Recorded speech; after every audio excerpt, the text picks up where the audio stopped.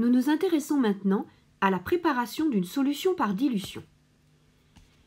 Imaginez que vous avez une boisson sucrée dont la concentration en masse de sucre vaut 100 g par litre. Cela signifie que dans 1 litre de cette boisson, il y a 100 g de sucre. Vous vous servez un verre de cette boisson. Vous vous en servez, disons, 10 centilitres, ce qui correspond finalement à 1/10 de litre. Si la concentration en masse vaut 100 g par litre, ça signifie que dans 1/10 de litre, eh bien, il n'y a que 10 g de sucre. Mais la concentration en masse vaut quand même 100 g par litre. Cette boisson vous semble trop sucrée, alors vous rajoutez de l'eau. Vous rajoutez 10 centilitres d'eau, c'est-à-dire que vous doublez le volume d'eau. Il y a quand même toujours 10 g de sucre, mais cette fois, les molécules ont plus d'espace, puisqu'elles sont dans 0,2 litres d'eau.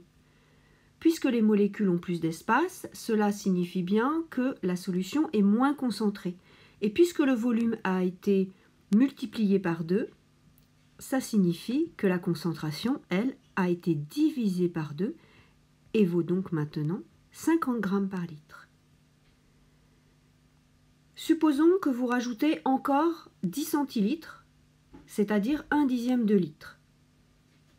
Au départ, le volume était de 10 centilitres et maintenant il est de 30 centilitres. Bien sûr, vous avez toujours 10 g de sucre, mais cette fois les 10 g de sucre sont dans 0,3 litres, donc dans un volume 3 fois plus grand. Les molécules ont 3 fois plus d'espace.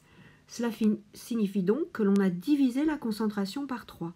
La concentration est donc maintenant, en gros, de 33 g par litre.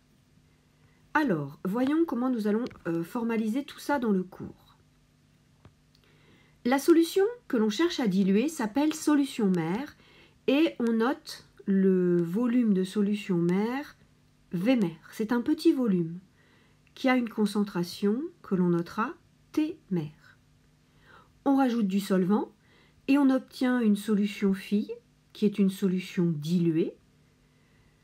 On a donc un volume de solution phi Vphi beaucoup plus grand. Par contre, la concentration de la solution phi est plus petite que la concentration de la solution mère, puisqu'on a dilué. On va définir ainsi ce qu'on appelle le facteur de dilution. Le facteur de dilution, c'est par combien est-ce qu'on a divisé la concentration. Donc, on part de la concentration de la solution mère, Tmer, et on divise par la concentration de la solution phi.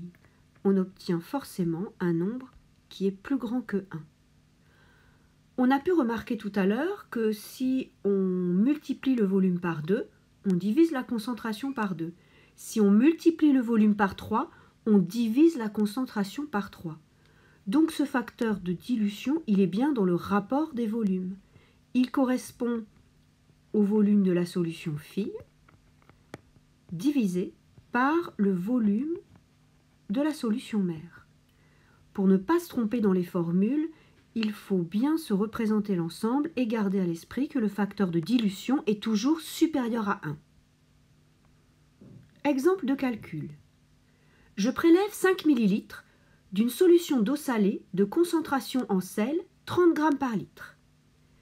Je complète avec de l'eau jusqu'à 100 ml.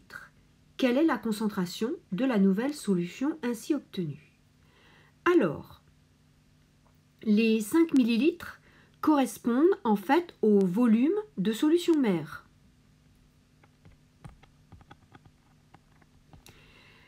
Le 30 g par litre, c'est la concentration en masse de sel de la solution mère. Et les 100 ml, eh bien, c'est le volume de solution phi que l'on a fabriqué. On peut déjà calculer le facteur de dilution. Le facteur de dilution ici, ce sera 100 sur 5. Donc, il nous dit qu'on a multiplié le volume par 20, ce qui signifie qu'on a finalement divisé la concentration par 20. Donc, Tphi égale T mer sur 20, c'est-à-dire ici 30 sur 20 et donc 1,5 g par litre, pardon, 1,5 g par litre. La définition du facteur de dilution, c'est T mère sur T fille. Nous n'avons pas vraiment montré que on pouvait aussi écrire le facteur de dilution comme étant V fille sur V mère. Ce n'est pas très compliqué. Regardez. Lors de la dilution, on rajoute du solvant. On rajoute ici de l'eau. Mais, voyez, on ne fait pas varier le nombre de molécules de soluté et donc on ne fait pas varier la masse de soluté. On met simplement le soluté dans un plus grand volume de solvant. Alors, on peut écrire cette masse de soluté de deux façons différentes. Si on regarde ce qui se passe dans la solution mère, on peut écrire que c'est la concentration de la solution mère multipliée par le petit volume de solution mère. Mais on peut aussi écrire que cette masse de soluté est égale à la concentration de la solution fille multipliée par le grand volume de solution fille. Alors, cette relation est déjà très utile sous cette forme, mais on peut aussi la mettre sous une autre forme. Alors, je divise déjà des deux côtés par T fille. Ainsi, je vais faire apparaître le facteur de dilution.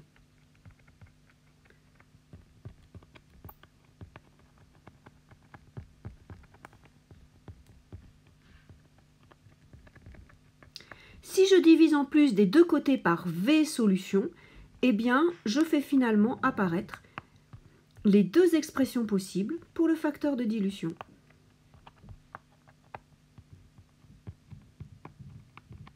Ce qui sera important dans un problème, c'est bien toujours de se représenter où est la solution mère, où est la solution fille. Et super, je me suis plantée. Hop là. Alors.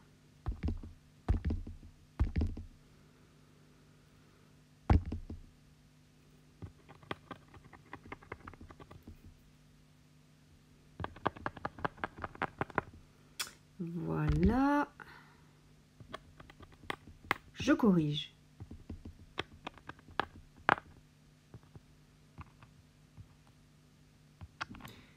Et nous obtenons bien deux expressions qui correspondent finalement à ce facteur de dilution.